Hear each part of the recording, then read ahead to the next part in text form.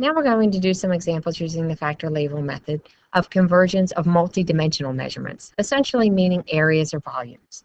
So let's look at this example. We're asked to convert 0.95 meters squared into centimeters squared. Now, square measurement is a measurement of area. So if we look at this, this is telling us that we probably have some type of area where we were given the original dimensions in meters, say our length and our width. They were given to us in meters, and somebody multiplied them together to get square meters. We want to convert them to square centimeters. So if you think about it, you have to still convert both of the individual measurements into centimeters in order to convert to square centimeters. So let's do that.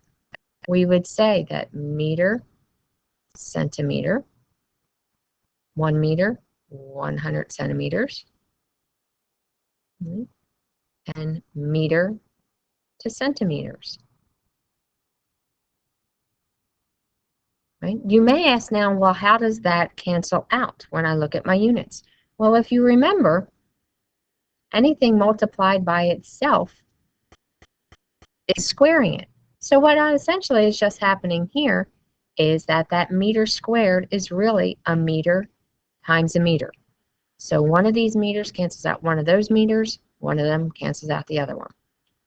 Now you're just left again with the math. 0.95 times 100 times 100 divided by 1 times 1 centimeter times a centimeter, and that would give us 9,500 centimeters squared.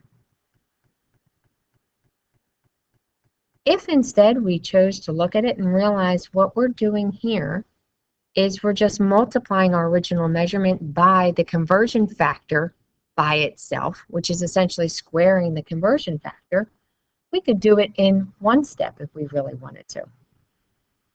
We could say that 0.095 meters squared.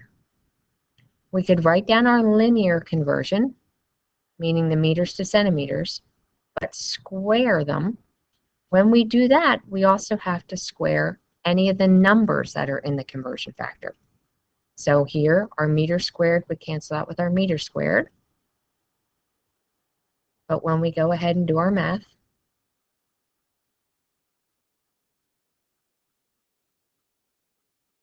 we still end up with the same number.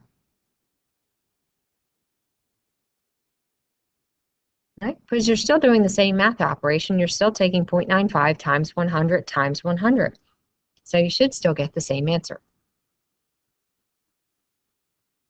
Okay, let's look at another example taking that same 0.95 meters squared, but this time converting it to feet squared. We can still do those same conversions between the metric and the US standard system.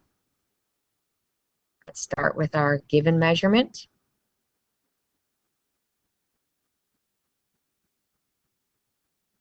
All right, I can do it either way. I'll start with the meters to feet. All right, 1 foot is 0.305 meters. 1 foot, 0.305 meters. All right, remember again that that meter squared is a meter times a meter. So this goes away. It's really a meter times a meter. This 1 meter cancels out that one. This one cancels out that one. We go back and we do our math.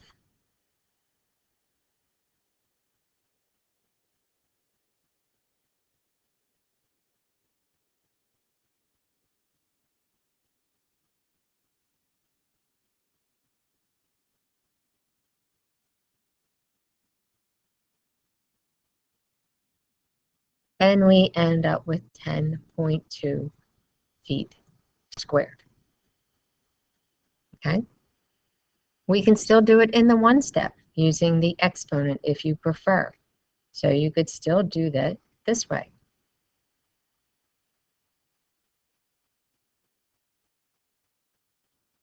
meter to feet, but I know I'm working in area, so I need squares.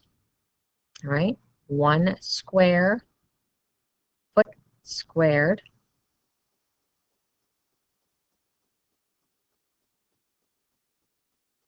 is 0.0305 squared meter squared. Okay, my meter squared cancel out. Again, I go back and I do my math.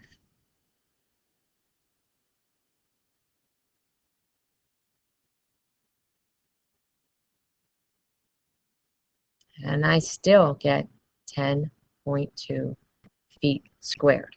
It's just an issue of which you're more comfortable doing with. But use that exponent in your given measurement to know how many times you have to multiply the conversion factor in order to change into the new unit of measurement, or use it as the exponent for all the pieces of information in your conversion factor, both the numbers and the units. Hope that helps.